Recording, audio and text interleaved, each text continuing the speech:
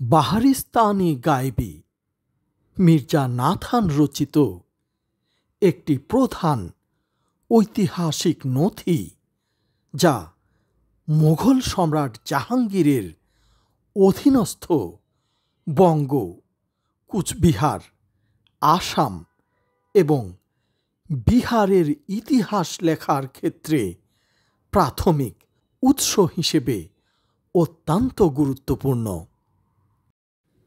এটি মোঘল সাম্রাজ্যের অন্যান্য ইতিহাসের মতো নয়, যা সম্রাটের আদেশে রাজসভার কোনো ইতিহাস লেখক সাম্রাজ্যের সকল বিষয় সম্পর্কে লিখেছেন।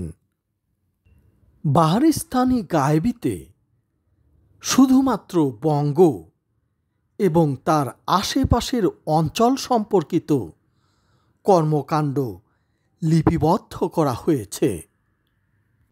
আলাউদ্দিন ইস্পাহান ওরফে মির্জা নাথান, যাকে সম্রাট জাহাঙ্গীর সিতাব খান উপাধিতে ভূষিত করেছিলেন, তার পিতা মালিক আলী পরবর্তীতে ইমাম খান নামে পরিচিত, যিনি ১৬০৮ সালে ইসলাম খান চিস্তির সাথে মোঘল নৌবহরের সেনাপতি মীর বাহার হিসেবে নিযুক্ত হয়ে বঙ্গে এসেছিলেন। মির্জা নাথান বেশিরভাগ অঞ্চলেরই রাজনৈতিক ঘটনা এবং সমাধান জীবনযাত্রা অবলম্বন করেন এবং তা তিনি তার ব্যক্তিগত অভিজ্ঞতা থেকে লিখে রেখেছিলেন। যখন যুবরাজ শাহজাহান তার পিতা জাহাঙ্গীরের বিরুদ্ধে বিদ্রোহ করেন এবং বঙ্গে আসেন, মির্জা নাথান তার সঙ্গে যোগ দেন এবং তাকে যুদ্ধ পরিচালনায় সহায়তা করেন। কিন্তু যখন যুবরাজ ডেক্কানের উদ্দেশ্যে বঙ্গ ত্যাগ করেন, মির্জা নাথান তখন আত্মগোপন করেন এবং এরপর তার নাম আর শোনা যায়নি। বিশ্বাস করা হয় তিনি গায়বী নাম ধারণ করে অবসর গ্রহণ করেন। কামরূপ, কুচবিহার এবং আসামে মুঘল বিজয়ের ব্যাপারে মির্জা নাথান পুঙ্খানুপুঙ্খ এবং স্পষ্ট বর্ণনা করেছেন।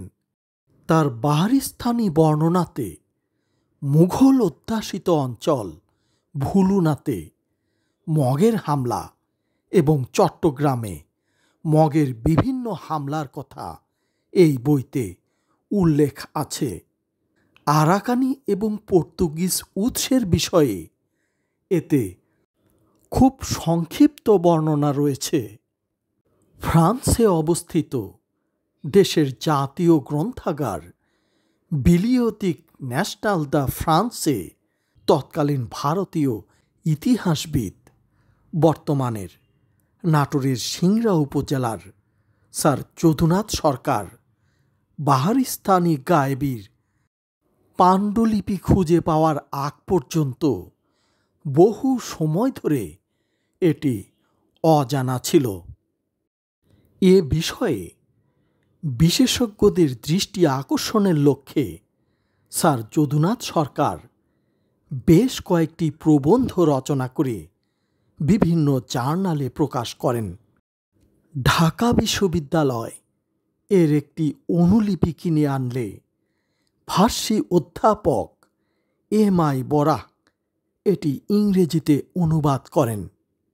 আসাম সরকার ১৯৩৬ সালে এটি প্রকাশ করেন।